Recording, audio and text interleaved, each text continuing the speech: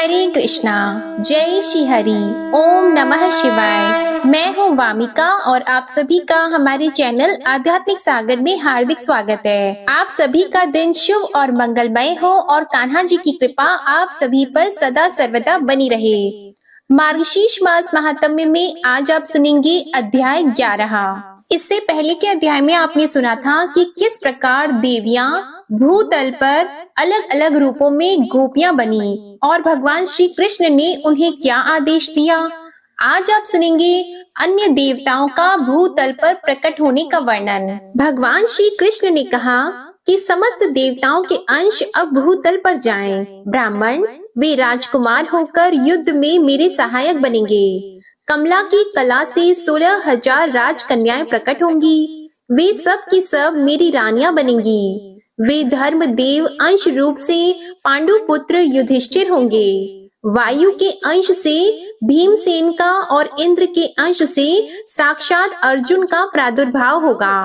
अश्विनी कुमारों के अंश से नकुल और सहदेव प्रकट होंगे। सूर्य का अंश वीरवर कर्ण होगा और साक्षात यमराज विदुर होंगे। कली का अंश दुर्योधन, समुद्र का अंश शांतनु, शंकर का अंश अश्वत्थामा और अग्नि का अंश द्रोण होगा। चंद्रमा का अंश अभिमन्यु के रूप में प्रकट होगा। स्वयं वसु देवता भीष्म होंगे।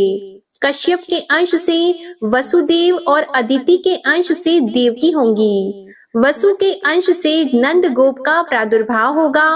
वसु की पत्नी यशोदा होंगी। कमला के अंश से द्रौपदी होंगी, जिनका प्रादुर्भाव यज्ञ कुंड से होगा। अग्नि के अंश से महाबली धृष्टद्युम्न का जन्म होगा। शतरूपा के अंश से सुभद्रा होंगी, जिनका जन्म देवकी के गर्भ से होगा। देवता लोग भारहारी होकर अपने अंश से पृथ्वी पर अवतीर्ण हो। इसी प्रकार देव पत्नियां भी अपनी कला से भूतल पर पधारे। नारद ऐसा कहकर भगवान श्री कृष्ण चुप हो गए। वह सारा विवरण सुनकर प्रजापति ब्रह्मा वहां अपने स्थान पर जा बैठे। देवर्षि श्री कृष्ण के बाएं भाग में वांग देवी सरस्वती थी, दाहिने भाग में लक्ष्मी थी। अन्य सब देवता और पार्वती देवी सामने थी। गोप और गोपियां भी उनके सम्मुख ही बैठी थी। श्री राधा श्याम सुंदर के वक्ष स्थल में विराजमान थी। इसी समय ब्रजेश्वरी राधा अपने प्रियतम से बोली। राधिका जी ने कहा, नाथ मैं कुछ कहना चाहती हूँ। प्रभु इस दासी की बात सुनो। मेरे प्राण चिंता से निरंतर चल रहे हैं। चित्त चंचल हो रहा है। आपकी ओर देखते समय मैं पल भर के लिए आंख बंद करके या पलक मारने में भी असमर्थ हो जाती हूँ। फिर प्राणनाथ आपके बिना भूतल पर अकेली कैसे जाऊंगी? हे प्राणेश्वर जीवन बंधु सच बताओ, वहाँ गोकुल में कितने काल के पश्चात आपके साथ मेरा अवश्य मिलन होगा? आपको देखे बिना एक निमेष भी मेरे लिए 100 युगों के समान प्रतीत होगा। वहाँ मैं किसे देखूंगी, कहाँ जाऊंगी और कौन मेरी रक्षा करेगा?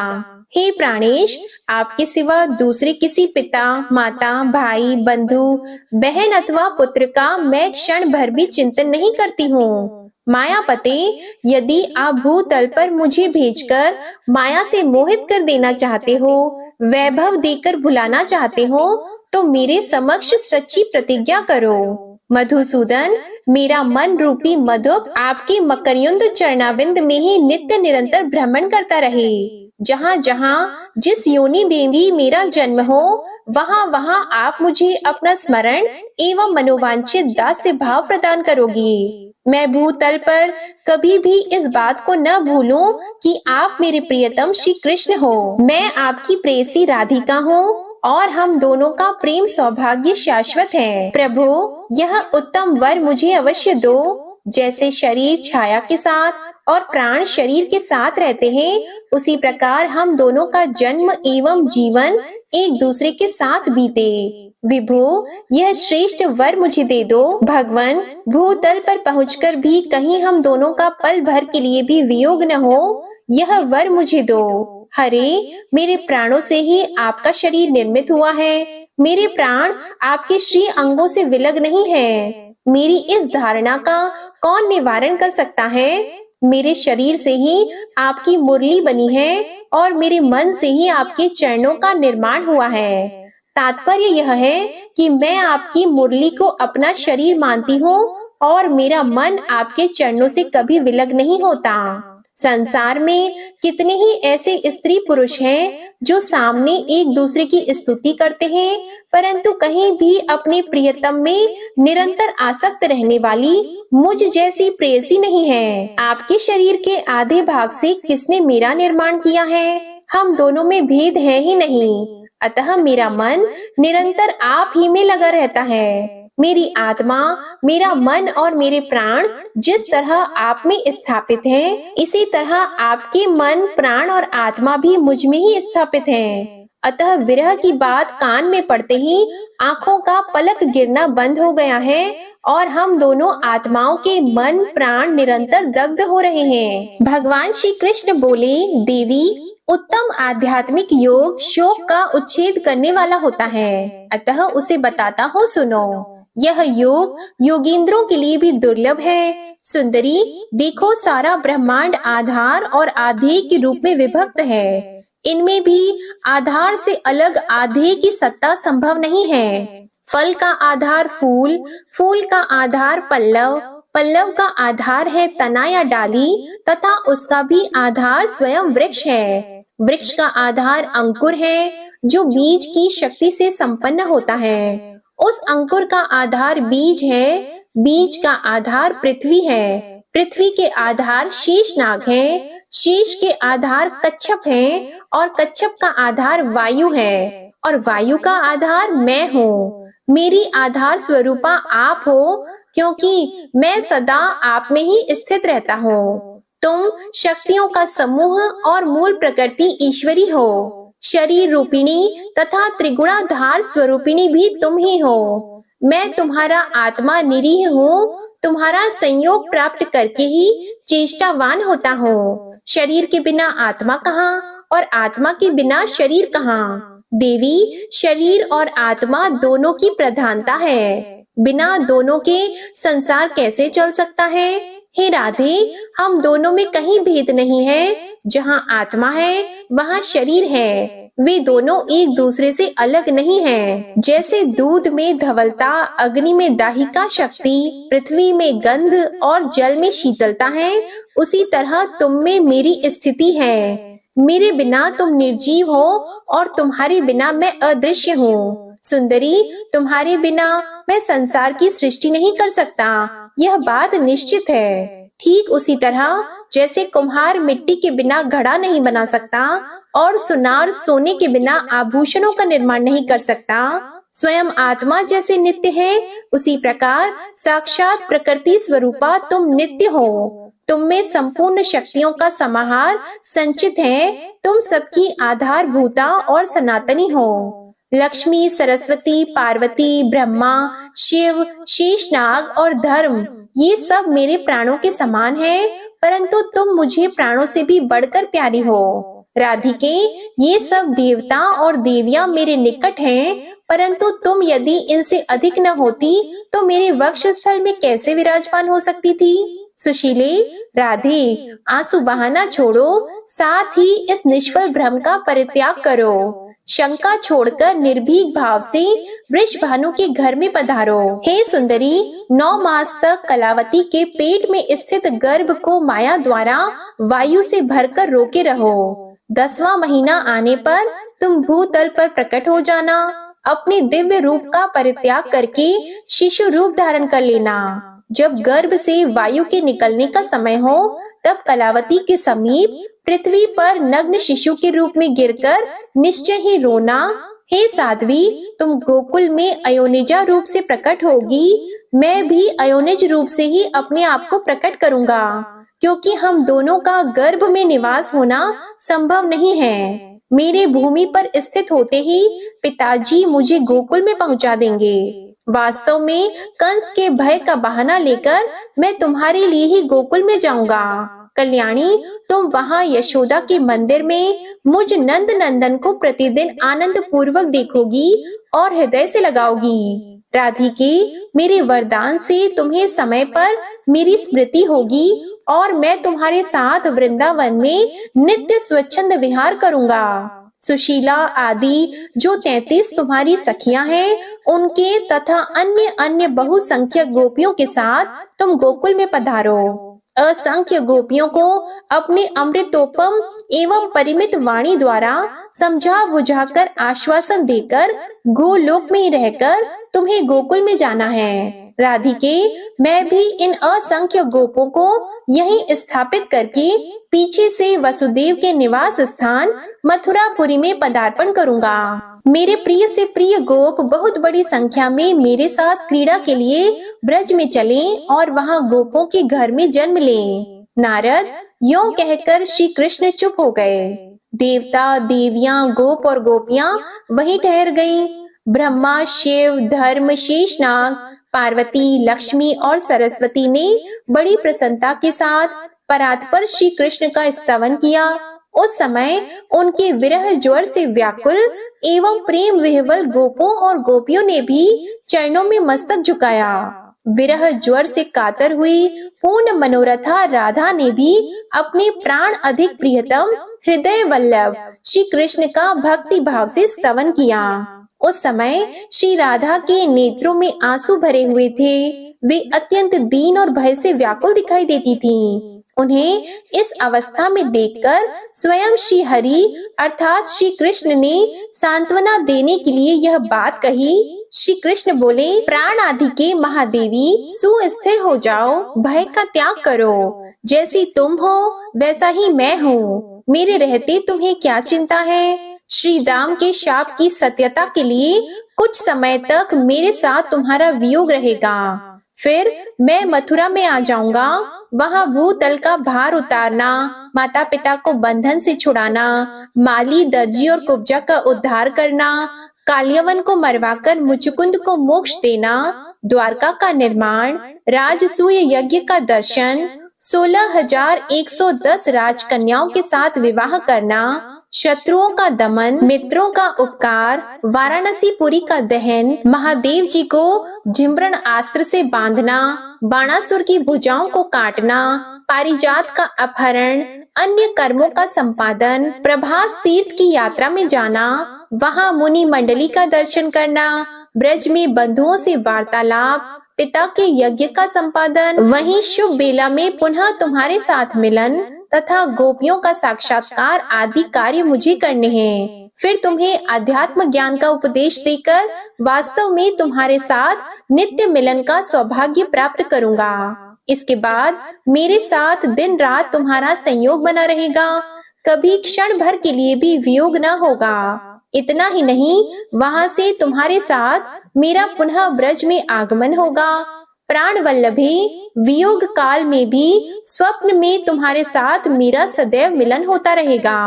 तुमसे बिछुड़कर द्वारका में जाने पर मेरे और मेरे नारायण अंश के द्वारा उपयुक्त कार्य संपादित होंगे। फिर वृंदावन में तुम्हारे साथ मेरा निवास होगा। फिर माता पिता तथा गोपियों के शोक का पूर्णतः निवारण होगा।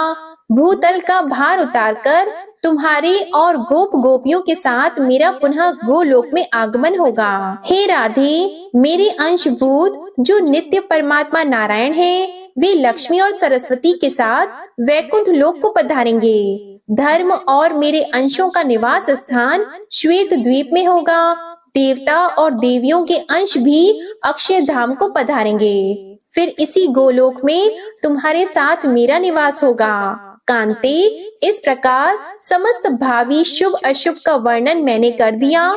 मेरे द्वारा जो निश्चय हो चुका है उसका कौन निवारण कर सकता है? फिर श्री हरि ने देवताओं और देवियों से समयोचित बात कही। देवताओं, अब तुम लोग भावी कार्य की सिद्धि के लिए अपने अपने स्थान को जाओ।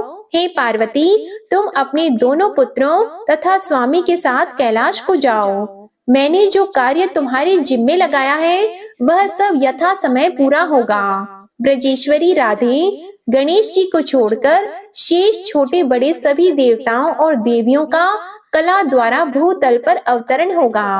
फिर लक्ष्मी, सरस्वती और श्री राधा सहित पुरुषोत्तम श्री हरि को भक्ति भाव से प्रणाम करके सब देवता आनंद पूर्वक अपने अपने स्थान को चले गए। श्री हरि ने जिस कार्य का आयोजन किया था उसे सफल बनाने के लिए वे व्यग्रता पूर्वक भूतल पर पधारे, क्योंकि स्वामी का बताया हुआ स्थान देवताओं के लिए भी दुर्लभ था। भगवान श्री कृष्ण ने राधा रानी से कहा, हे प्रिये, तुम पूर्व निश्चित गोप गोपियों के समुदाय के साथ वृषभानु के निवास गृह को पधारो। मैं मथुरापुरी में वसुदेव के घर जाऊंगा, फिर कंस के भय का बहाना बनाकर गोकुल में तुम्हारे समीप आ जाऊंगा। लाल कमल के समान नेत्रों वाली श्री राधा श्री कृष्ण को प्रणाम करके प्रेम विच्छेद के भय से कातर होकर उनके सामने फूट फूट कर रोने लगी। वे ठहर ठहर कर कभी कुछ दूर तक जाती और जा जाकर बार बार लौट आती। लौट कर पुनः श्री हरि का मुख निहारने लगती थी। सती राधा शरद काल की पूर्णिमा के चंद्रमा की कांति सुधा से पूर्ण प्रभु के मुख चंद्र की सौंदर्य माधुरी का अपने निमेष रहित नेत्र चकोरों द्वारा पान करती थी। फिर परमेश्वरी श्री राधा प्रभु की 7 बार परिक्रमा करके 7 बार प्रणाम करने के अनंतर पुनः श्री हरि के सामने खड़ी हुई। इतने में ही करोड़ों गोप गोपियों का समूह वहां आ पहुंचा। उन सबके साथ श्री राधा ने पुनः श्री कृष्ण को प्रणाम किया। फिर 33 सखी स्वरूपा गोप किशोरियों और गोप समूहों के साथ सुंदरी राधा श्री हरि को मस्तक झुकाकर भूतल के लिए प्रस्थित हुई। वे सब के सब श्री हरि के बताए हुए स्थान नंद गोकुल को गए। फिर राधा वृषभानु के घर में और गोपियां अन्य अन्य गोपों के घर में गईं। गोप गोपियों सहित श्री राधा के भूतल पर चले जाने पर श्री हरि भी शीघ्र ही वहां पहुंचने के लिए उत्सुक हुए। गोलोक के गोपों और गोपियों से बात करके उन्हें अपने अपने कामों में लगाकर मन की गति से चलने वाले जगदीश्वर श्री हरि मथुरा में जा पहुँचे। पहले देवकी और वसुदेव के जो पुत्र हुए उन्हें कंस ने तत्काल मार डाला। इस तरह उनके 6 पुत्रों को उसने काल के गाल में डाल दिया। देवकी का 7वां गर्भ शेषनाग का अंश था, जिसे योग माया ने खींचकर गोकुल में निवास करने वाली रोहिणी जी के गर्भ में स्थापित कर दिया। फिर वह श्री हरि की आज्ञा से चली गई। जय श्री कृष्णा। अगले अध्याय में आप श्री कृष्ण के जन्म वृतांत का वर्णन सुनेंगे। अब सुनिए श्री कृष्ण चालीसा पाठ। बंशी शोभित कर मधुर, नील जलद तन श्याम, अरुण अधर जनुबिंब फल, नयन कमल अभिराम, पूर्ण इंद्र अरविंद मुख, पीतांबर शुभ साज, जय मनमोहन मदन छवि, कृष्ण चंद्र महाराज। जय यदुनंदन जय जगवंदन, जय वसुदेव देवकी नंदन, जय यशोदा सुत नंद दुलारे, जय प्रभु भक्तन की द्रुग तारे, जय नट नागर नाग नथैया, कृष्ण कन्हैया धीनु चरैया, पुनि नख पर प्रभु गिरिवर धारो, आओ दीनन कष्ट निवारो, वंशी मधुर अधर धरि टेरो, हो विपूर्ण विनय यह मेरो, आओ हरि पुनि माखन चाखो, आज लाज भारत की राखो, गोल कपोल चिबुक अरुणारी, मृदु मुस्कान मोहिनी डारी, राजित राजीव नयन विशाला, मोर मुकुट वैजंती माला, कुंडल श्रवण पीत पट आछी, कटी किंकिणी काचनि काछी, नील जलज सुंदर तनु सोहे, छवि लखी सुर नर मुनि मन मोहे, मस्तक तिलक अलक घुंघराले, आओ कृष्ण बांसुरी वाले, करि पय पान पुत नहीं तारियो, अका बका का गासुर मारियो, मधुवन जलत अगिन तब ज्वाला, भय शीतल लखतहि नंद लाला, सुरपति जब ब्रज चढ़यो रसाई, मूसरधार वारी वर्षाई। लगत लगत व्रज चहन बहायो, गोवर्धन नखधारी बचायो। लखी यशोदा मन भ्रम अधिकाई, मुख मंद 14 भुवन दिखाई। दुष्ट कंस अति उधम मचायो, कोटि कमल जब फूल मंगायो।